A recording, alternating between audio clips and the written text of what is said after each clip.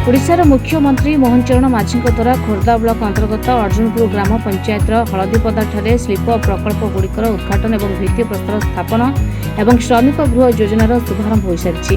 खोर्धा जिले में शिल्पर अग्रगति कार्यक्रम में मुख्य अतिथि भाव में उपस्थित थे मुख्यमंत्री मोहन चरण माझी, ओडिशा शिल्प मंत्री संपत स्वाई, जटणी विधायक विभूति बलवंत राय, खोर्धा विधायक प्रशांत कुमार जगदेव, इपिपोल एमडी भूपिंदर सिंह पुनिया, अतिरिक्त सचिव हेमंत शर्मा उपस्थित रही लोकों दक्षता विकास रहिबा सहित कर्म नियुक्ति जोगेबारे सहाय्य करिबो एई शिल्प संस्था बोली गणमाध्यम रे प्रकाश करते। हमर एई खोर्धा अंचल रे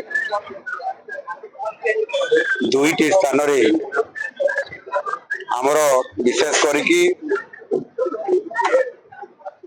गत जनवरी 28-29 तारीख रे जो Utkarsh Odisha make in Odisha conclave 2025 परिप्रेक्षी रे जो हमर इन्वेस्टर्स मीट थिला एवं सेतिरे अनेक पुंजी निवेशकारी पुंजी निवेश करिबा पई भित्ति करिया पई जो एमओयू हेतिला ताहार ग्राउंडिंग करिवार जो परिप्रेक्षी रे आज ताहार एठी भित्ति प्रस्तर स्थापन करा गला। एथिरे 14टी प्रकल्पर भित्ति प्रस्तर स्थापन एवं गोटिए प्रकल्पर एथिरे उद्घाटन मध्य करा जायछि।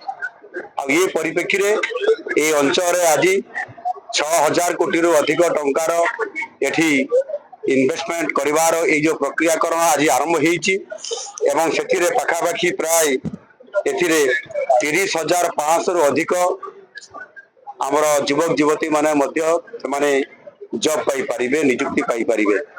जहा आमर निष्पत्ति थिला, जहा आमर इन्वेस्टमेंट करिबा पई एवं शिल्प आसीबा पई गोटिए पॉलिसी आमर नुआ सरकार जे आमे एठी इन्वेस्टमेंट निश्चित भाव में हेबो, अर्थनैतिक अभिवृद्धि पाई शिल्प प्रतिष्ठा हेबो, युवक युवती माननकु नियुक्ति प्रक्रिया पाई तार वास्तवता देबा पाई ग्राउंडिंग करिवा पाई आज तार भित्ति प्रस्तर प्रस्तुत करा जाय कि आज शुभारंभ करा जायछि। एटा गोटिए निश्चित भाव में आमे बड़े सफलता पाइछु।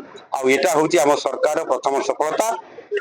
आगामी दिन रे मध्य एई भली भाव में श्री गणेश करिबा एवं शुभारंभ करिबा ये कार्यक्रम को व्यापक भाव में करा जिवो एवं ओडिशा रे एक शिल्पर जो हब करिबा पई आमे लक्ष्य रखिछु।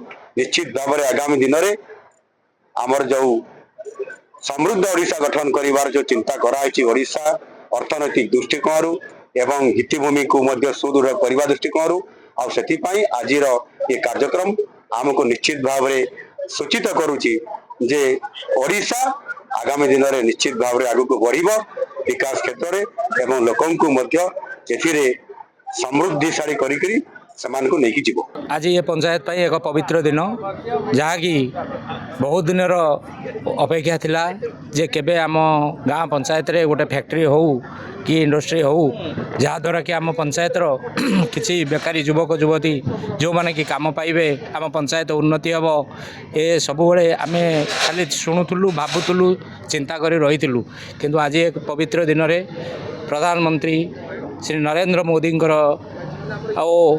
आम मुख्यमंत्री श्रीयुक्त मोहन चरण माझी आज आगमन आम पाई एक उत्साह भरी देछि आम पंचायत पाई जहाँकि एटी 5,000 कोटी पुंजी निवेश करने भित्तिप्रस्तर स्थापन करागला जहाँद्वारा कि मो पंचायत आज गर्वित। आज आगकू आम मानक यह एक सुवर्ण सुजोग जे आम पंचायतवासी जो बेकार अच्छा से किभली सेमानकर नियुक्ति स्थापन आम पंचायतवासी हम आम सरकार पाखे ये दाबी निश्चित रखिबू। आम भी आशा करुचु सरकार आम कथा निश्चित शुणवे आम पंचायतर उन्नति निश्चित हेब। वर्तमान आमर ओडिशार सुनाम धन्य मुख्यमंत्री तथा जनप्रिय मुख्यमंत्री आमर खोर्धा ब्लॉक को एक कंपनी एवं कंपनी रे परिणत कर आगामी एक हब कंपनी हब तैयारी करिसेंती।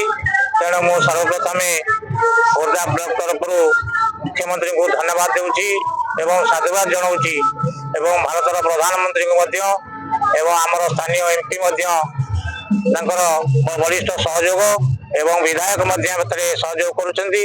आगामी दिन में खोर्धा ब्लॉक रे जनसाधारण उपकृत हेबे, बेकारी समस्या किछि मात्रा रे दूर हेबो ଏବଂ ଖୋର୍ଦ୍ଧା ବ୍ଲକ कंपानी रे परिणत करेंगे एवं जनसाधारण निश्चय उपकृत हेबे। तेणु एप्रति मु प्रधानमंत्री एवं भारतर आमर इंडस्ट्री मंत्री एवं ओडिशार मुख्यमंत्री को एवं एमपी को मध्य साधुवाद जनाऊँची। आज ये जो आमर समारोह होउची शिल्प प्रतिष्ठा समारोह जान आम खोर्धा जिला को गोटे प्रथम करी जान गोटे शिल्प विप्लव आनिया Bharatiya Janata party double engine सरकार आज ये एरिया विकास अंटा भिड़ी आगू ओडिशा सारा बहुत निजुक्ति सृष्टि करने ये शिल्प हूँ प्रमुख भूमिका ग्रहण कर। तेणुक आमर मुख्यमंत्री लोकों मुख्यमंत्री मोहन माझी महोदय को बहुत धन्यवाद दूची।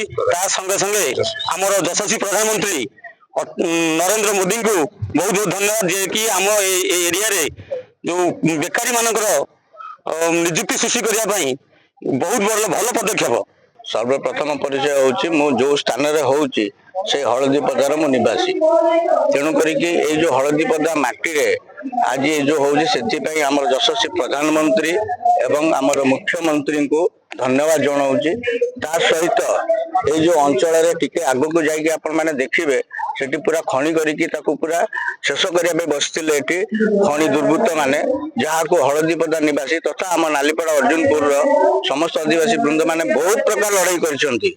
या पे रास्ता रोक भी करिसंती, कलेक्टर भी आसछंती, किंतु कहीं शुणु नथिले जहाँ कि आज आमर मुख्यमंत्री शुणिकी एठारे एभली प्रकल्प करुछंती जहाँ द्वारा कि एई हलदीपदा एवं आम नालीपड़ा अर्जुनपुर तथा खोर्धा ब्लॉक रो उन्नतिकरण होबाकू जाउची एवं बेकारित्व एठारे समाधान होबाकू जाउची। सेति पई आमे बहुत खुशी। खोर्धार जागेश्वर प्रधान रिपोर्ट टुडे।